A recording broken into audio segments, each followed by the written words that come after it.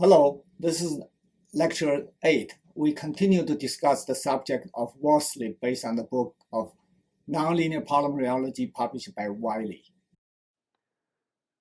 So now I reviewed a little history of this, and today I should remember to indicate the controversy or the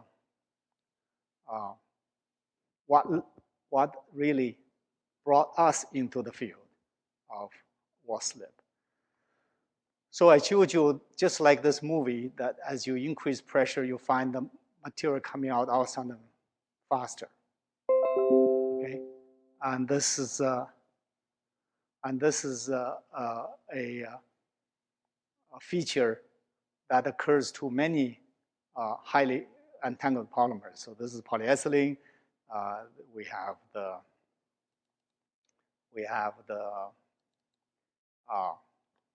data from Russian on rubber polymers. They basically all, right? Last time we showed, they basically all have the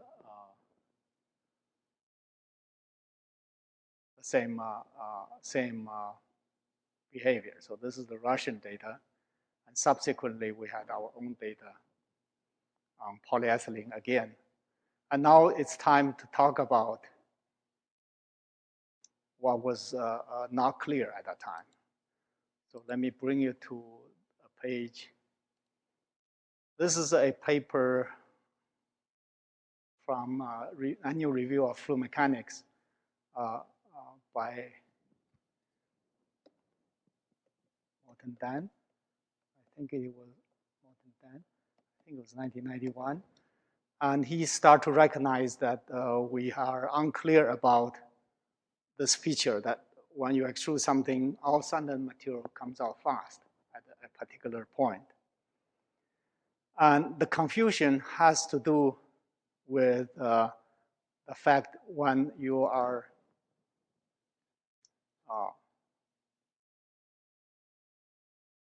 let me get to, where is it?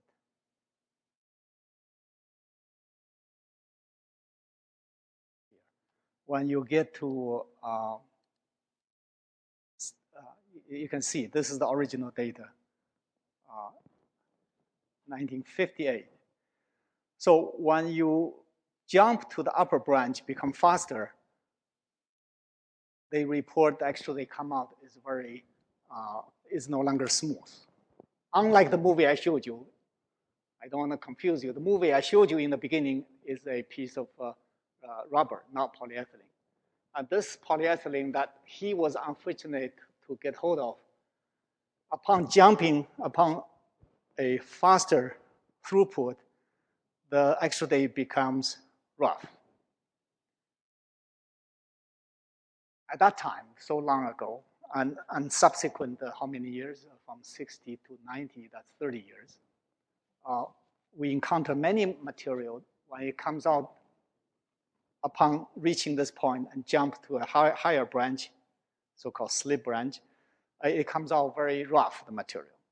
So there was the confusion, although the idea of slip is already clear, was already proposed, but there was slip in the sense of what I already showed you. Not necessarily a clear picture molecularly, but at least I showed you a picture where you have a slip velocity. So although the idea of slip was around, the fact the material comes out very rough, as if it has nothing to do with the surface. The whole bulk material is coming out very rough. And also the transition occurs at the stress level, correlating well with the bulk plateau modulus, a bulk property. So this two feature alone was enough to give you the confusion that this behavior may be a bulk problem. Meaning when I say bulk, it has nothing to do with polymer at a wall surface, but intrinsic to the material itself in the bulk. So this is the confusion in 91. Today, we don't have that problem anymore.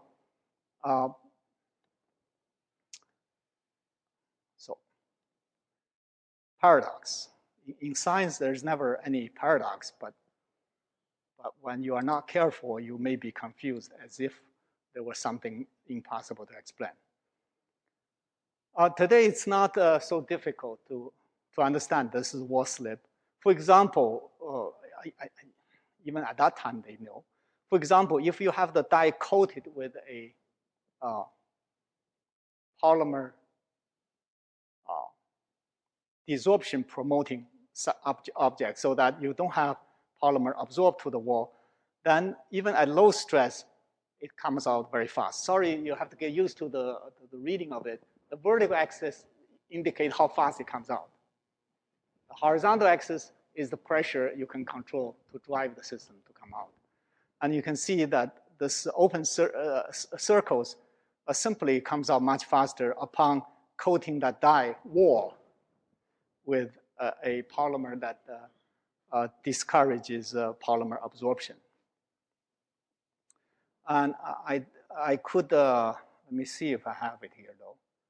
I could use this data to show you, for example, I know I made a little jump, but it doesn't matter.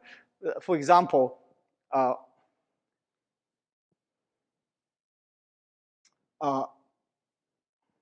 probably here should explain to you a little more. Let me try to do that because I don't intend to spend a lot of time on this. For example, we find that the stick-slip transition not only occurs in extruding materials, but actually also in simple shear,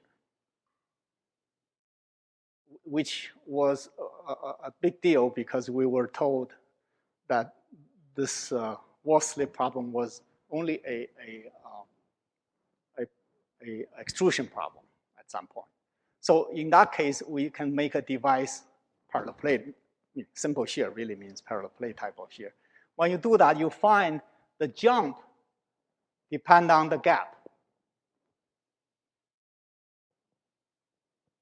And that's usually an indication of slip because the amount of correction you can, that this wall slip produces depends on how small the gap is because we already learned the measure of wall slip is determined by, we have it many times, is determined by B over H.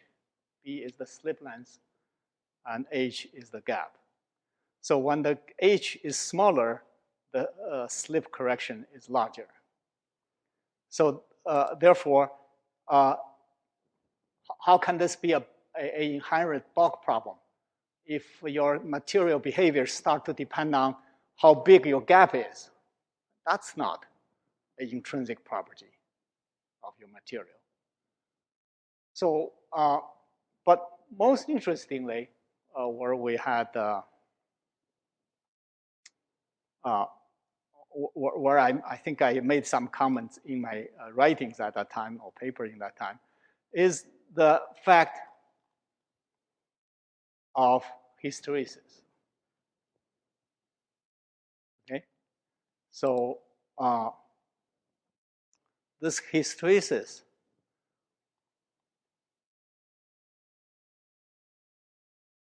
here it is. This hysteresis actually is enough of an answer for you. Meaning, this hysteresis gives you crucial clue that the behavior is not bulk property. Let me explain very carefully. Hysteresis, for physicists, they are familiar with the ferroelectric magnetism. There are, or certain phase transitions are like that, first order transitions, that you reach a critical condition that there is a physical change, then you weaken the condition, the system still stays in the changed state, yeah? How come? You got the material, in other words, for the hysteresis to be possible for you to observe, you see you have material that keep coming out. let's say this is state A, this is state B. You go to pressure enough to bring the system from A to B. Then you have to keep your sample in the B state when you lower the pressure. But the material rushes out. The material in this extrusion has no chance to stay in the B state because it's being refreshed, coming out all the time. What doesn't come out? What does not come out? Okay, so it's a very powerful argument that there's no chance for you to observe hysteresis that would be a feature of the bulk because the bulk material keeps rushing out, keep being renewed. Okay, what does not come out?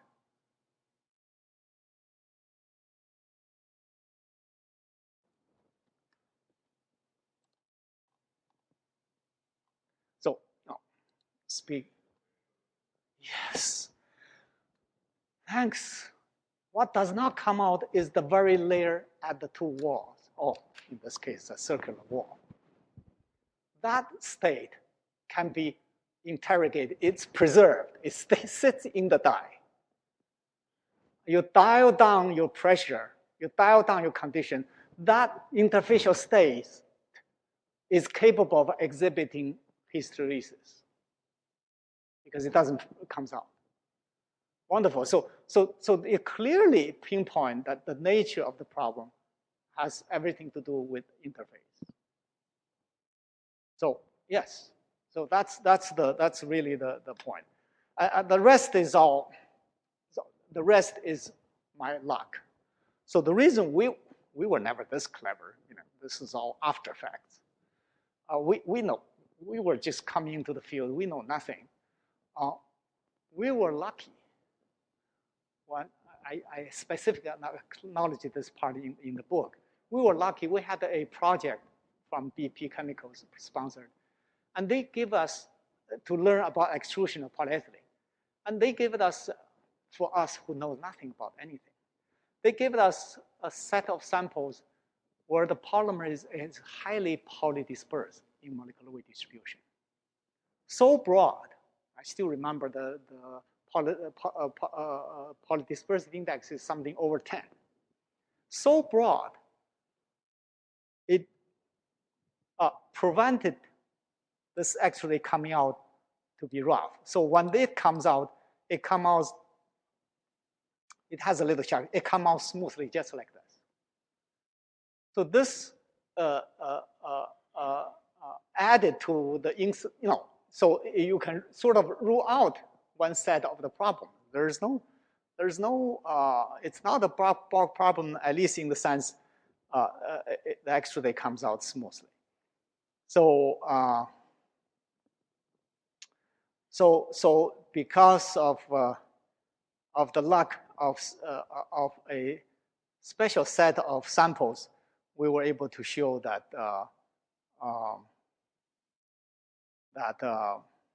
well, this is the first set of data, in fact.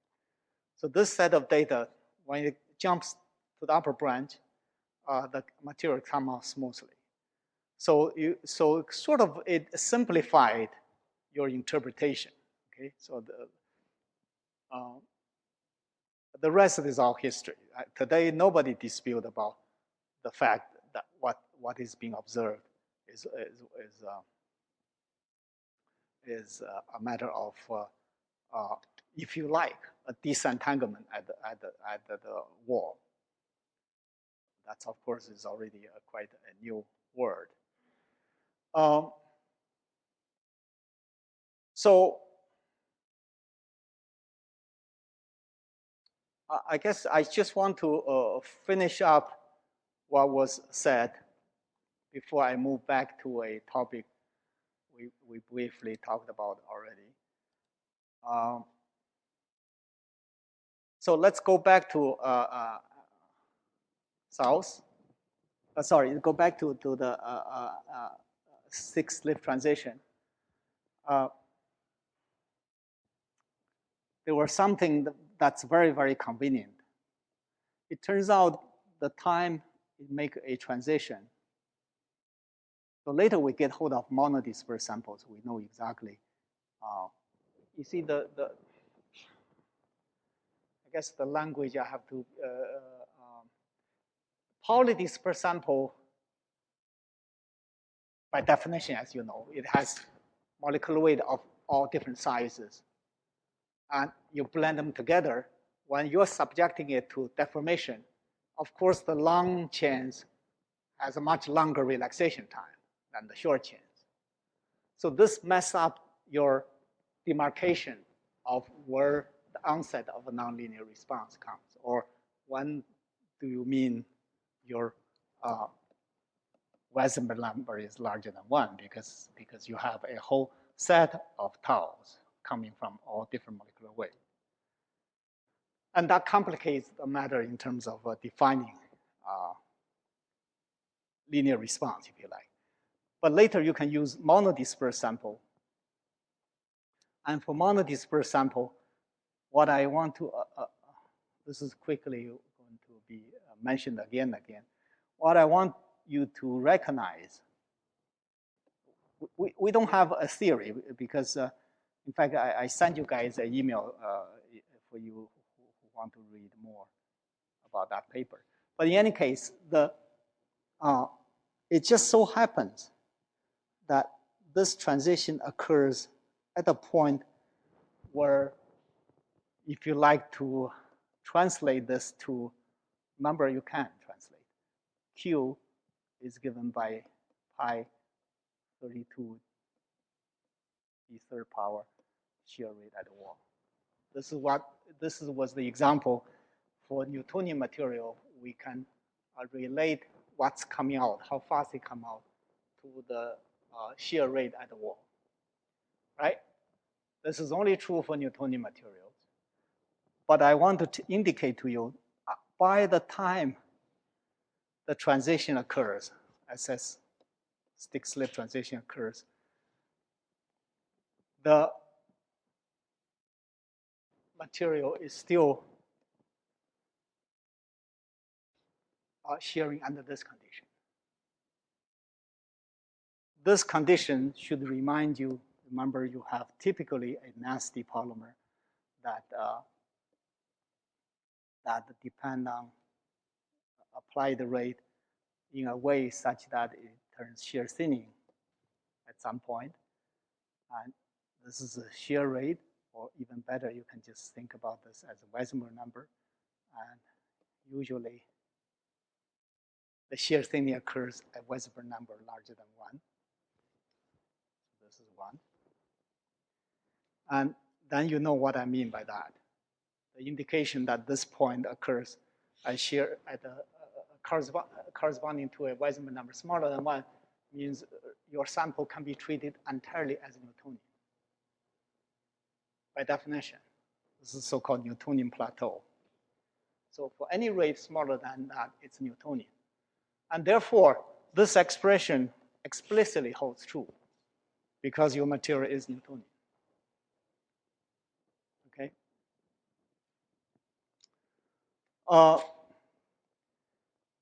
So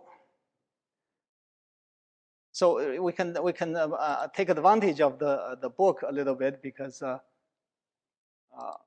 we can save some time here. Where is the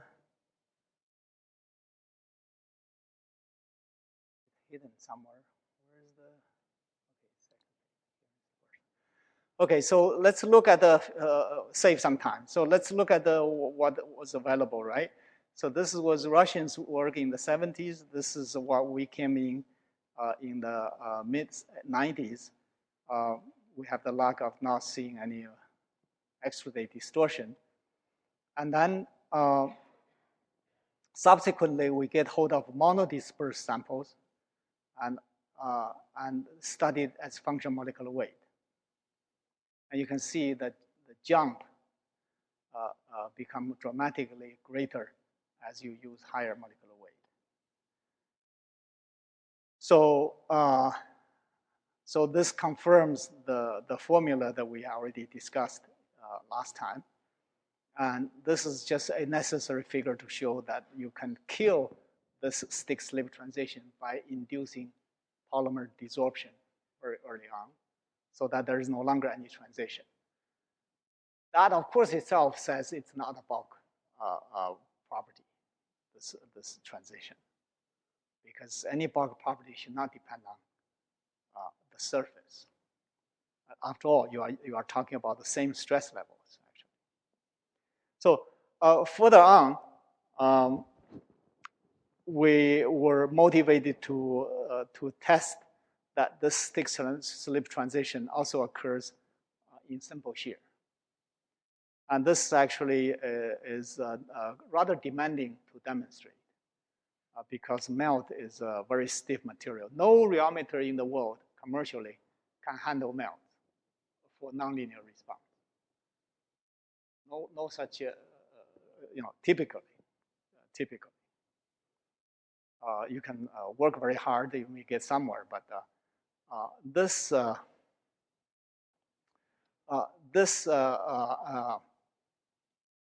is not easy to do. And the way we did it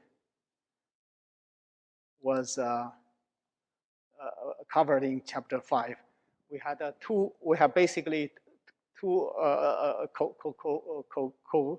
co-centered cylinders. So there's an inner cylinder, and which is solid, and then there's an outer cylinder which is open and cut into two. When you put together, it will leave a gap in between, and then you're just going to pull one of the cylinder against the material, and you can find with a constant pressure, and you can find at some point all of a sudden this inner cylinder can come out much faster, can move, display much faster. So that was how this was possible to do, and you basically were able to demonstrate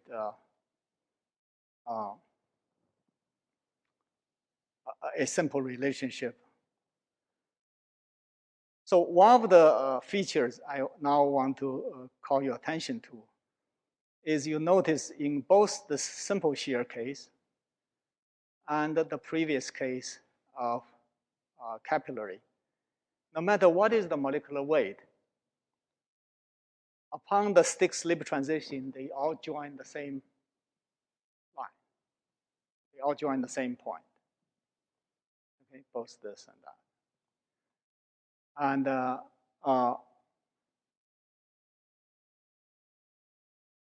And you could, this is very informational because this must mean something. For example, polymer taking advantage of this stick-slip transition shows no molecular weight dependence anymore upon the stick-slip transition. So let's get into a small discussion on this point. And I know this is the kind of teaching that I don't like, the PowerPoint kind of teaching. I don't know if they save your time at all or not. But basically, this, so to be able to write it, I have to turn back the, is that how you do it? I have to turn back this pen probably. So this is the stick-slip transition. Stick on this side, slip on this side. And look how carefully it was drawn. It was drawn in such a way that the internal part of the shear is the same. The improvement is due to the slip, which is plug-like because this is just as if treating all the material is having a velocity of Vs, and the cross-section is that, and of course, that's how much it comes out. In addition to what the bulk part is. Okay, so basically you take a ratio. you'll find this is nothing but 8 B max divided by D. So we'll come back to the D max very soon. Remember, D max is what I claim to be the maximum achievable slip, which apparently occurs whenever you have pressure or so-called stress-driven shear. The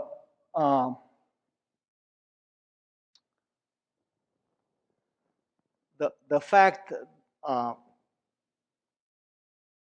you like, the fact, I see that the writing just stays here. The fact you have all of them joining the same line is a matter of looking at this expression I have here.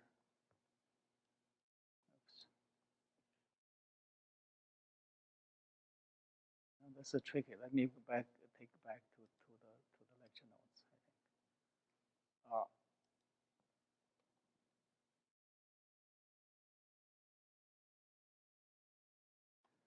So basically, you have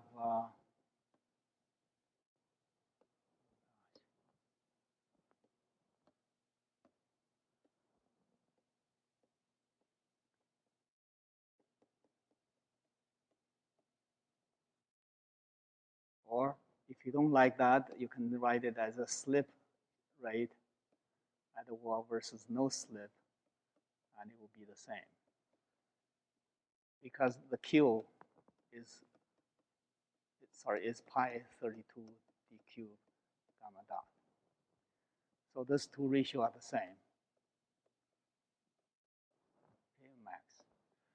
And the jump is very large. Remember, this jump is more than 10 times. So in that limit, when you have a lot of high molecular weight, all jumping to the same point here, this ratio, this is nothing but ignoring the second term. So it's basically Bx. And therefore, your slip shear rate, that's here, is essentially the shear rate before slip. That's this point. That's different point like here. No slip. Multiplies B max divided by D. Well, by definition, this product is nothing but V over D. So the fact all of them become independent of molecular weight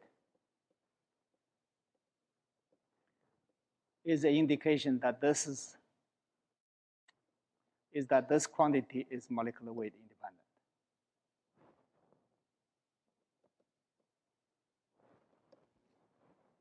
Okay. And I claim that this is a very special velocity,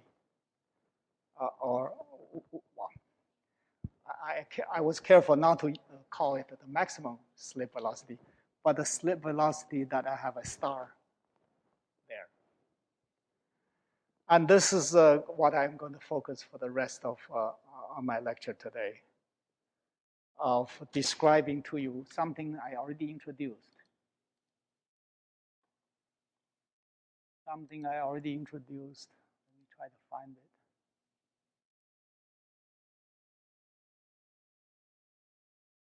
Or did I start to say something? Yeah, the max. I was very casual last time, ask you to believe me that we need to introduce a concept called maximum slip velocity and maximum, or rather, maximum extrapolation length. After introducing to you what is the extrapolation length, okay, which has this geometrical definition, in order for you to do the homework, for example, I quickly, this is all general expressions. I quickly invited you to think about a case where the B attains maximum value. And the way you can see from the general expression, it can achieve maximum, as I indicated last time, when you have full disentanglement, when the eta 1 become a minimum number that you can achieve. So where do I have that insight? Where all this come from is what we should discuss a bit further, which is something I think I largely learned by writing this chapter, because none of this was available in our published studies at the time of the book writing. This part is quite important. So let me see where we go back to. If we go back to, to the structure of the book, and let's see if we could appreciate where it sits here. So let me turn off this pen again. Okay. So just give you a clear map. We are talking about section 2 called stick-slip transition in stress-controlled mode, where you can do it in capillary extrusion, as I showed you here, or in simple shear, which we were highly motivated. I would give you more stories about simple shear later. We were highly motivated to show both in capillary, which is pressure-driven, okay? So I think I reviewed it for you from day one that when you have capillary extrusion, it's dominantly shear. It's dominantly simple shear. I made analysis for you about it. There's no extension. As if you ignore the entry and exit, it's all shear. But that's very complicated shear. I indicated even you wouldn't know the deformation field if you don't know the constitutive relationship. And that's important. So whereas simple shear, if you make the assumption you have homogeneous shear, you do know the deformation field, so that you can proceed only to study the stress response and get the so-called constitutive relationship, right? So the simple shear is powerful, important in that sense. So I had in this part both capillary and simple shear, and this is just additional data that I should share with you. For example, man, if you determine your maximum B from the jump, okay? So we already had a maximum B here. Here, that's capillary.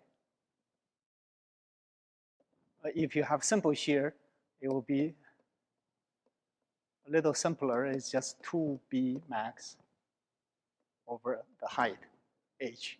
So from the jump, you can automatically determine the maximum B, yeah? Just really simple level. And from the jump, which we know the jumps, we indeed determine the B, and you plot the B as a function of eta, you find G. No wonder, the formula is right. You really find B to be linearly proportional to the viscosity of your sample. And if you are lucky to have monodispersed samples and have several molecular weight, and you indeed find they actually scale with molecular weight to the 3.4 power.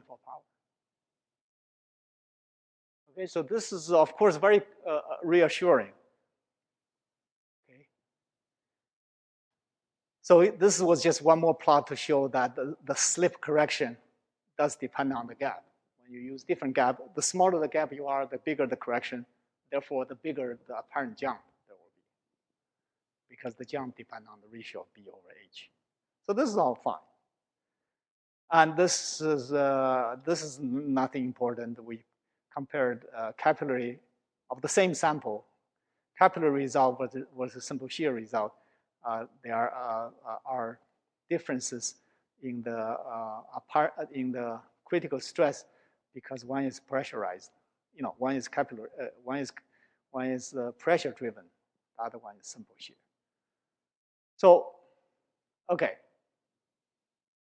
Here's the part that require a lot of explanation. Here I was describing this limiting slip velocity. And so the book, in some way, is never written as pedagogically enough as I can deliver in a lecture. So basically, in any case, I'm going to come back to this, describing the so-called limiting slip velocity, which I call. And I indicated that that you can get this slip velocity, the limiting one. So it's a material parameter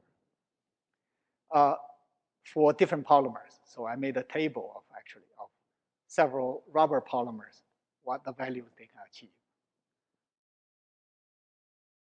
at the specified temperature. Okay, that's important.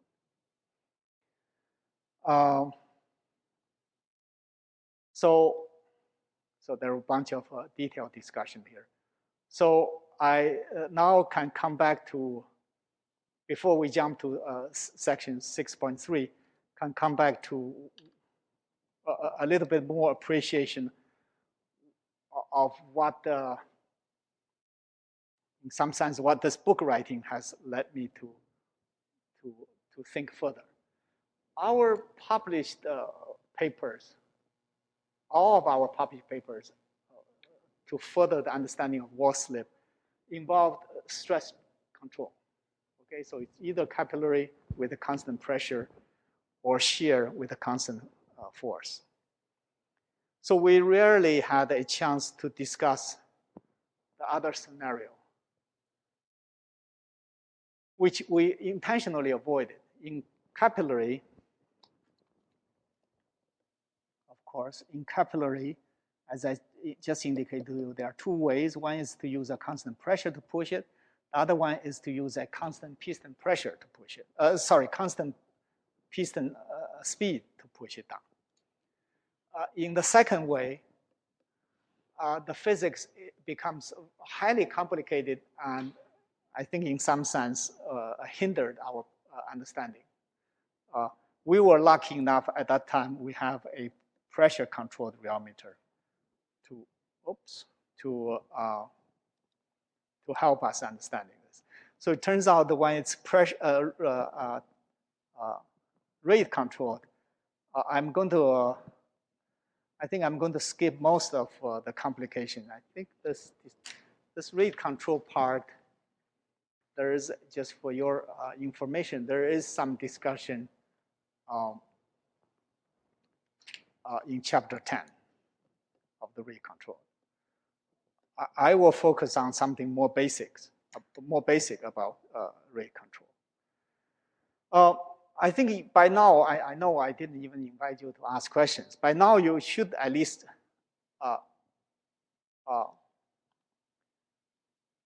ask yourself this question of what it means that there is a critical pressure at which this stick-slip transition occurs.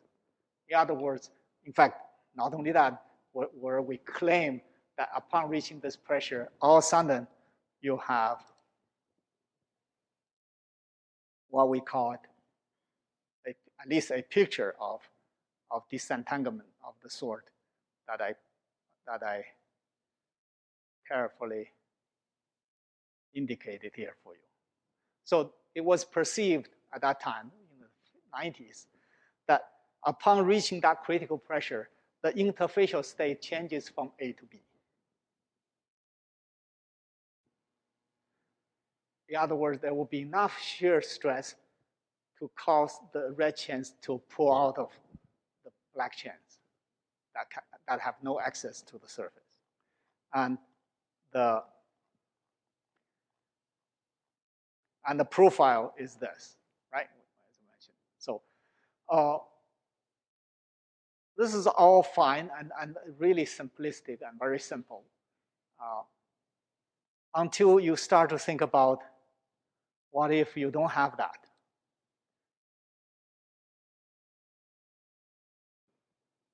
So this time, I'm just borrowing some drawing from a kind of a paper that I had to write. This is at the time, book is already published, so I try to use a similar language and deliver in fact, deliver some additional understanding by saying that the book made some approximation or made some assumptions. Here's the basic story. Here's the basic story. This figure powerfully shows that, and as I said, we didn't know it until I started to write the book. So now let's switch gears. You have shear. Let this be simple shear even. So we can conceptualize it very easily, at least. Let it be simple shear, but now we're not exerting constant stress, which we already indicate there is a critical stress where all of a sudden it comes shear much faster because of slip. We're not doing that. We are going to control the so-called rate controlled shear. In other words, unlike stress control, which is a very peculiar way, as you should know, stress control means I exert certain pressure, stress. The mother nature, the material determines how much my surface will move or how much shear there is. You have no control of it. And that freedom is what allows you to see a transition. It was slow and all of a sudden it started to go much faster.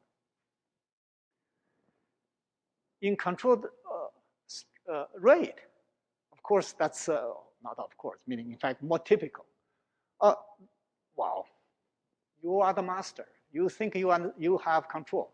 In other words, you just control how much speed there is. Okay? Fine. It just so happened that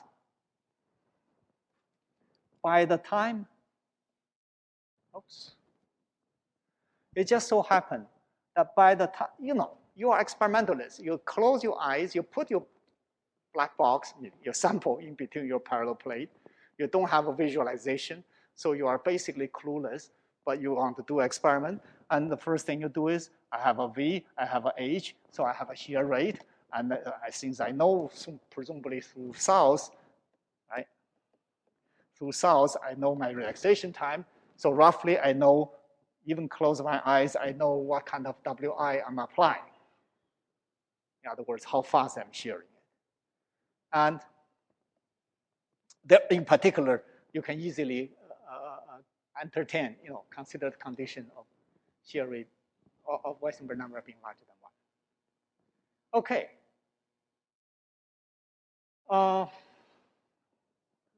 There's always multiple things to say in the envelope level rheology. Okay, ask this question yourself. If you just apply a Weissenberg number, let's say around 1, you ask yourself, how much stress I can produce? Well, remember, you are really being asked to do a startup shear, okay? Right? We all suddenly started. And therefore, my question is already yield defined without saying, oh, don't you know your stress response is time dependent, transient? And we had lots of fun talking about the stress may have overshoot or not, whatever. Basically, I'm going to give you a sense of how much is the stress level. The stress level, we actually covered this part. Remember, the initial response is always elastic, right? We speak so much about it, the yielding and all that. How about I treat this as something elastic? Because then I know what to do. Well, I know it has a modulus. That's the plateau modulus. And I know how much shear it can achieve. You know how much shear it can achieve? It can achieve WI amount of shear. Why? Because within tau, my molecules cannot move, cannot relax, and therefore within tau, I can shear this much. And that's nothing but WI. Therefore, I claim that even when you apply a gentle shear that barely reaches Weissenberg number equals 1. Remember, that's the borderline for shear thinning, right? For nonlinear response. Yet, I argue that you already can achieve a stress level. Sorry. You can already achieve a stress level comparable to plateau modulus. Wow, you get it? I didn't tell you, or I should tell you, but I didn't. I didn't tell you that,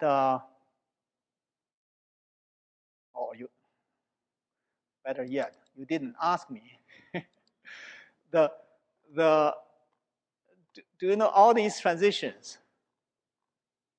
Oh, I know, it's a few pages down. All these transitions that we see here, you know what is that level? Actually, that is a stress. It's actually a fraction of G. Okay, rule of thumb. It's only about a third of G. Okay, so you put these two worlds together, the world of control rate, stress, and you find the stress only need to reach a level of fraction, meaning less than 1, a fraction of G to have slip, to have stick-slip transition. Okay. So I am making an argument that this condition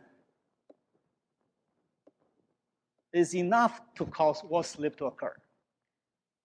Right, that's reasonable. Now, here goes.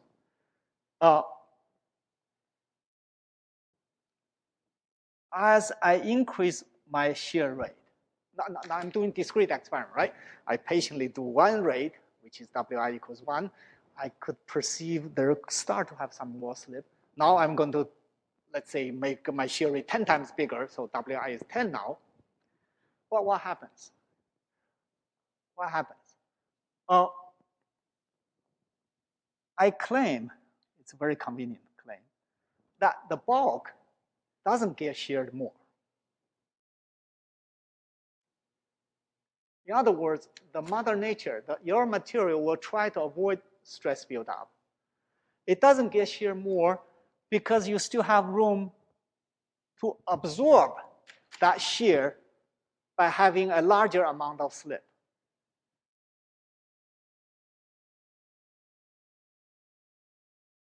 So really the picture is that I keep how is the computer? Why I don't see the PowerPoint, the PDF file? I have to do something to figure out this. It's here, but it's hidden somewhere. So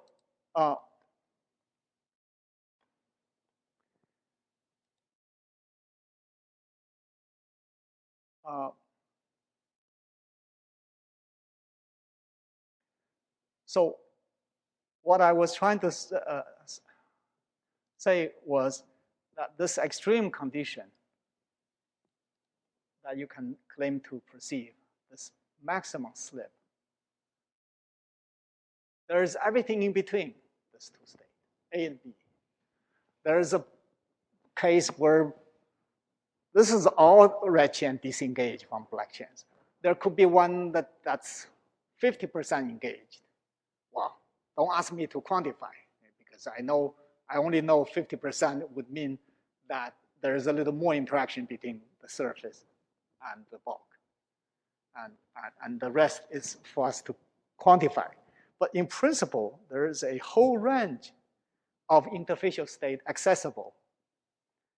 And until you exhaust it, in other words, until you keep increasing your V, until you reach a point where beyond V, I know this should be V1, maybe called, beyond V, which is V larger than V1, the bulk start to be sheared more. Prior to that, it will not. Okay, so I know this part is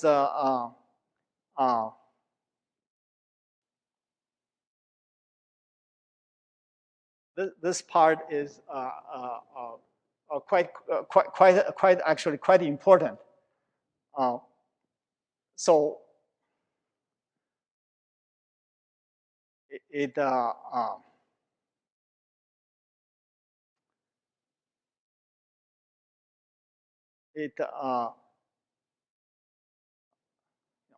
there's further claim that comes to the maximum B. So you can further claim beyond if you apply even higher rate, a higher V on the top. Remember, you never can dictate the shear rate inside the sample. You as experimentalist could only dictate the surface speed. The rest is a matter of you figuring out. So when you go even higher in your top velocity, you will find that now you're producing a higher stress because your bulk now start to be sheared more because you have exhausted the possibility. In other words, your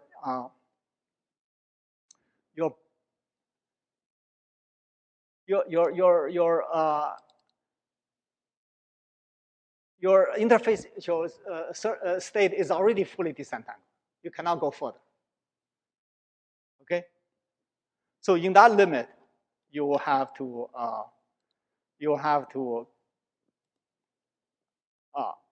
only in that limit the bulk will start to be sheared more. And as soon as your bulk start to be sheared more,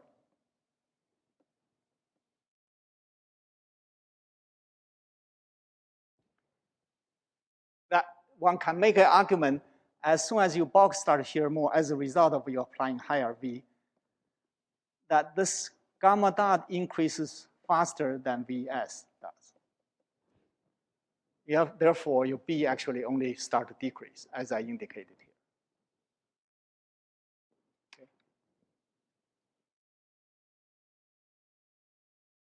Okay, so with that, I think I have come to a point where we can move on. Any questions?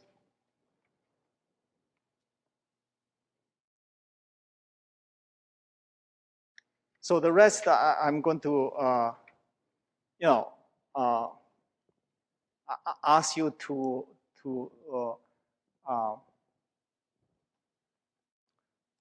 go back to our previous notes and understand that this maximum B is achieved by when you have full disentanglement. When you replace that, and you get a maximum value, which is discussed in the book. So, any questions? So I know all this part is somewhat technical, and I appreciate your patience on this because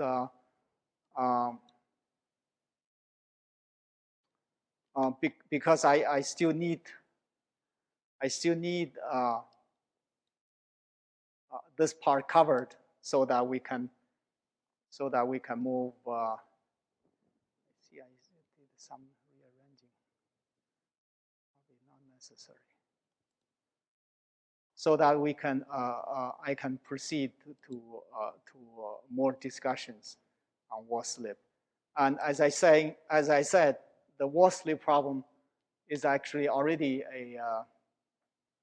a much simpler problem because we know where things occur.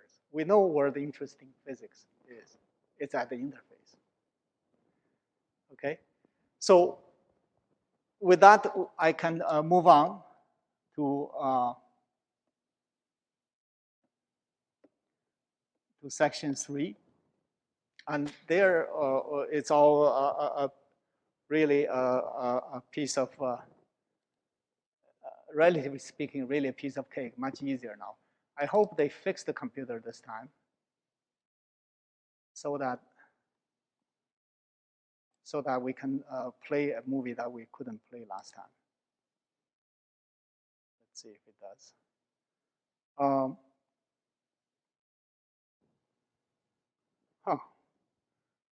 Forget about the play mode because it this is the actual computer here. It display down, not on your screen. Let me turn off this. Oh man. Okay. All right, let's see. Oh, come on. What did I do?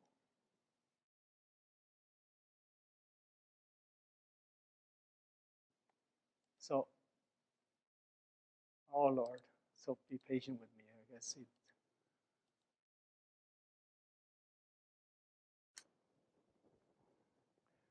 Okay. We'll let it do it. We'll let it do it when we move on, as we move on. I don't want to wait for this.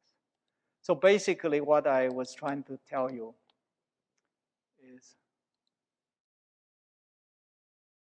let's find out where it is. Just stay here. It will be nice. Okay. So we will we'll move on to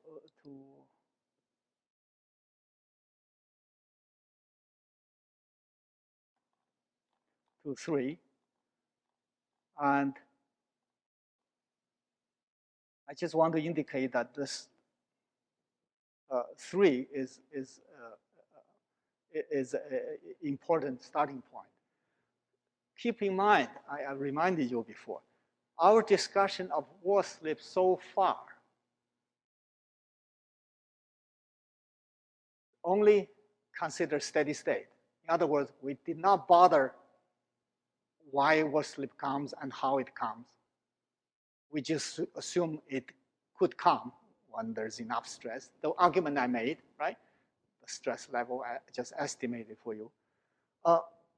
The real issue is really, when does it come? In other words, does it occur right away? Well, the short answer, of course, is perhaps, of course not.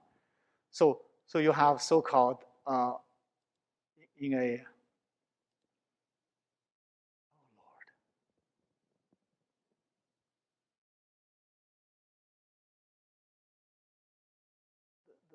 There is no computer slower than this one, so I have no idea why they put such a PC in the auditorium here.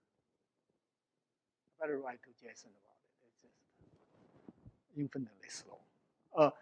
So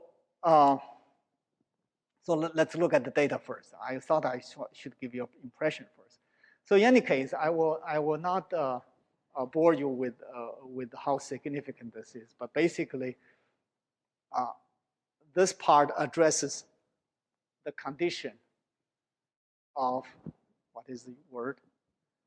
Interfacial yielding. In other words, there got to be a transition. What is the transition? Yeah, sorry, remember, we had a stick-slip transition that was done in controlled stress mode. All of a sudden, this slip occurs. In the rate mode, which we just covered that last 10 minutes, there is also a transition in the sense with respect to time. In the sense, when you first started to shear it, it has no slip. It needs to build, because the response initially is elastic, you need to build stress. You need to build the condition for disentanglement. So let's just go over some of the data instead of me drawing it.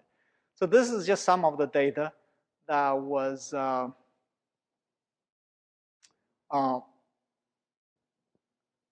carried out using a so-called entangled DNA solution long in the past. So basically, you do a startup shear. You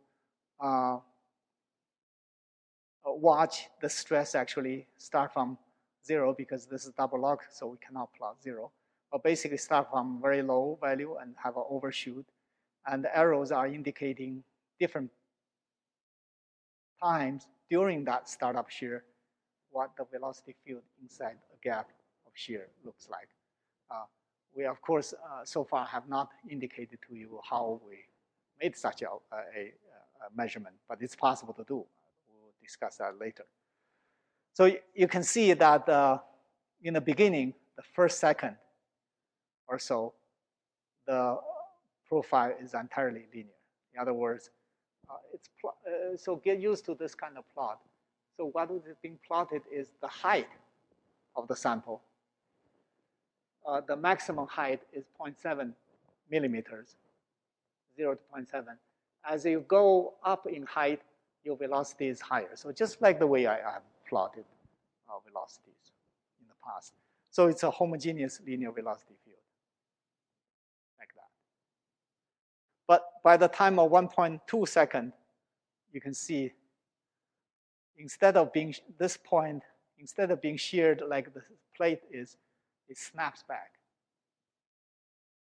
Okay, and in subsequent nearly steady state, you can see it's essentially a plug-like flow. In other words, the sample inside is not sheared much at all, and you have slip velocity on both plates. So this is the kind of it's still ongoing. So this is the kind of result. There are many such results that that you can look at. I'm not going to go through all of this. So I know this thing's still loading. So that's it. This is that little section of. Oh my God! It locks my PowerPoint.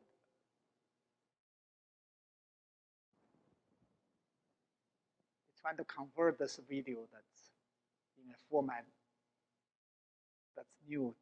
The PC doesn't recognize, so it's trying to convert. Oh, it's locked my PowerPoint here. Okay, so look like I have to go back to a PowerPoint style teaching for now. So here comes something very crucial in our discussion. So it look like I should turn back my pen. And actually, I see my time is running out. So probably cannot finish anything. So in any case,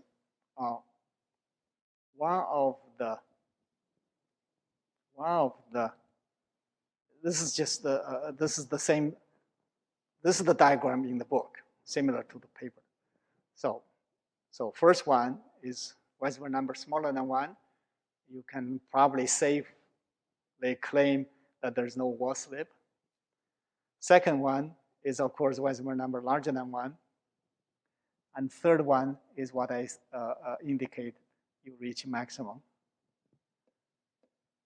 Lord. What did happen? I thought I turned it on and it was not turned on. So this was the condition that I just mentioned recently.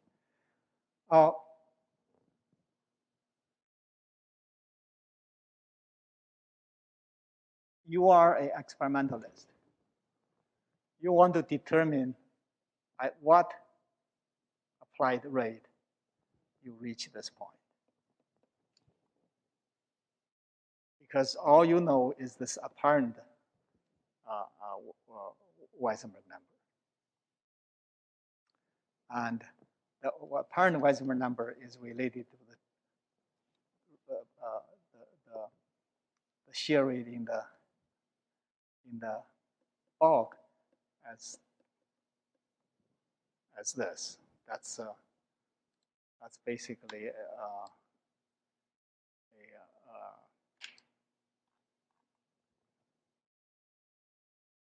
basically earlier. Trying to show you. That's this expression. Let's see here. That's this expression. Okay. So it turns out it's very easy to ask yourself. Sorry, don't look at the screen for now.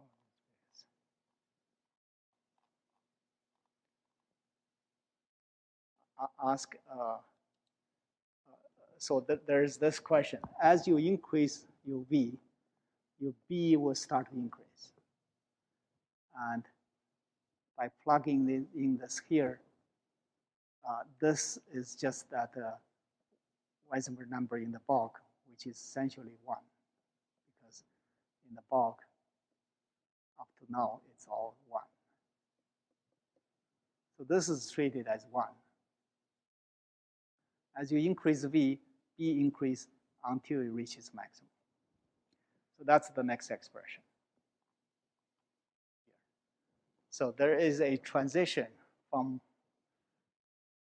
wall slip dominant to nonlinearity in the bulk at a known Weisenberg number if you know what is maximum B.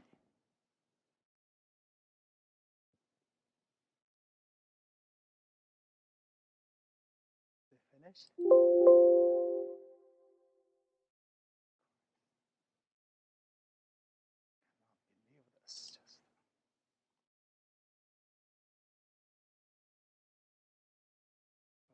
Now it plays. Let it do it again.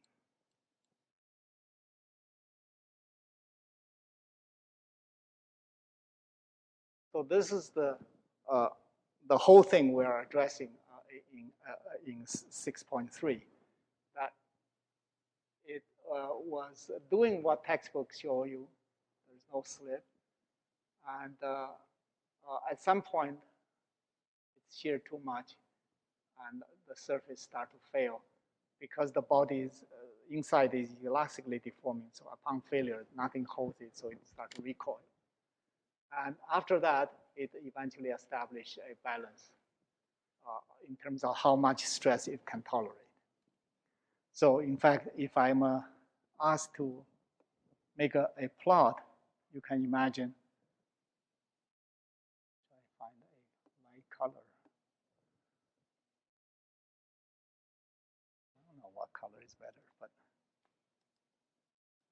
basically you can find out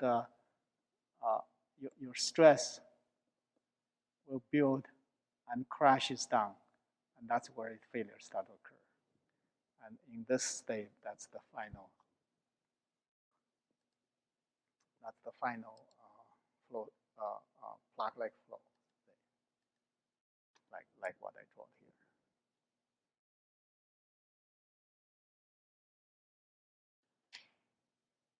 Okay, so I think today I could only cover this much.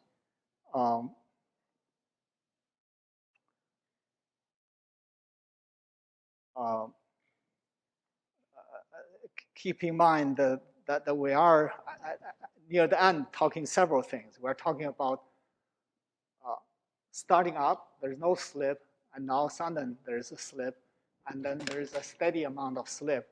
And that I'm just trying to remind you, that steady amount of slip may not be the maximum amount of slip. Because I may have to apply a higher velocity to achieve that ultimate slip state. So all this is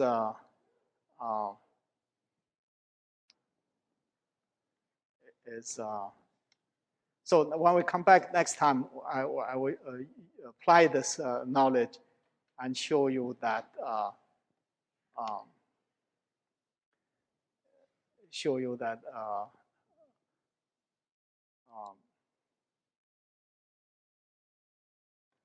basically some additional aspect related to the understanding of the fact that the slip in the rate controlled case allows you to access a spectrum of different degree of slip. Okay. All right. we're done today.